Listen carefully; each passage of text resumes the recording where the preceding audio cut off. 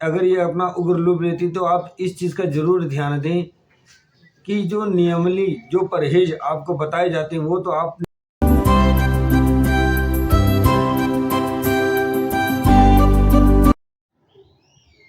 नमस्कार, मैं आचार्य परमेश्वर तिवारी श्री रामदास आयुर्वेदा सेवा संस्थान में आपका हार्दिक स्वागत करता हूं।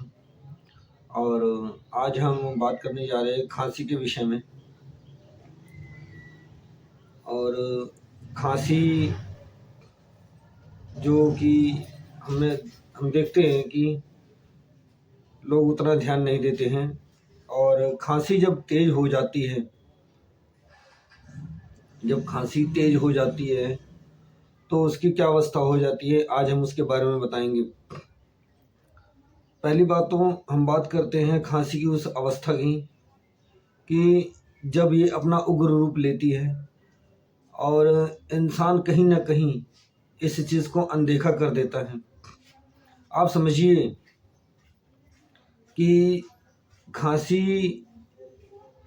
एक उस स्टेज की बात होती है कि जब ये अपने उग्र अवस्था में आती है तो प्रक्रिया क्या होती है इसकी।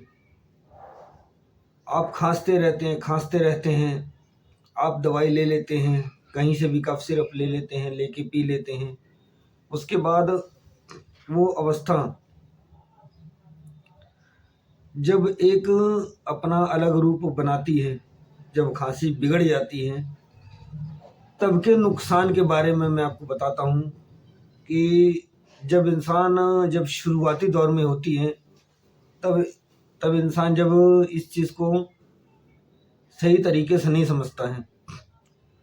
और उसी संदर्भ में हम आपसे बात करते हैं कि खांसी एक उग्र रूप में आपको कहाँ तक नुकसान दे सकती है, उसके बारे में लिखा गया है कि अगर अपने उग्र रूप की अवस्था में ये रहती है तो आपके गले में सूजन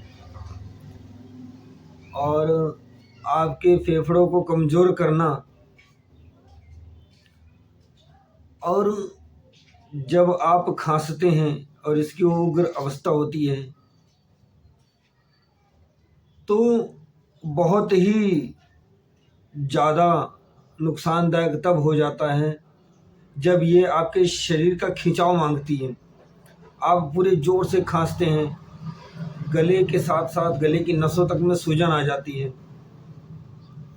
और ये वही अवस्था है जिस समय आप ध्यान नहीं देते हैं।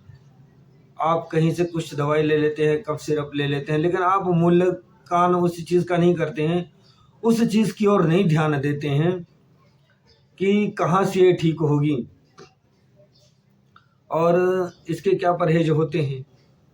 तो चलिए उसी संदर्भ में हम बात करते हैं कि अगर आपके खांसी उग्र अवस्था में हो जाती है, उग्र रूप ले लेती है, जिसको कहीं कहीं काली खांसी कहा जाता है, तो अगर ये अपना उग्र रूप लेती तो आप इस चीज़ का ज़रूर ध्यान दें कि जो नियमली जो परहेज आपको बताए जाते हैं वो तो आपने करना ही है।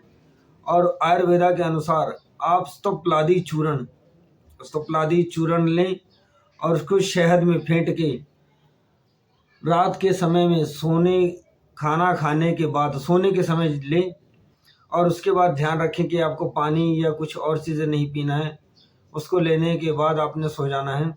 और सवेरे आपने ये ध्यान देना है कि जब आप काढ़ा बनाते हैं उस काढ़े में स्तोप्लादी चूर्ण डालकर और आपने पीना है। इस अवस्था में आपकी खांसी जैसी मर्जी उग्र अवस्था में हो, खांसी आपकी चली जाती है और आप ठीक हो जाते हैं। तो ध्यान ये दें कि खांसी किसी भी प्रकार की हो, उग्र अवस्था में हो, काली खांसी हो, आप ज़रूर ध्यान दें। स्तोप्लादी चूर्ण जिसके बारे में हम बता रहे हैं, आयुर्वेदा चूर्ण बहुत ही बढ़िया चूर्ण है। इसको लेने से खांसी कैसे की भी अवस्था की चली जाती है, चाहे गले में सूजन हो, चाहे खिंचाव हो, और चाहे फेफड़ों में कफ जम गया हो खांसी की वजह से, वो भी बिल्कुल ठीक जो हो जाता है और आपको अच्छी तरीके से राहत मिल जाती है। तो आज के लिए इतना ही। जय श्री राम, जय श्री राम।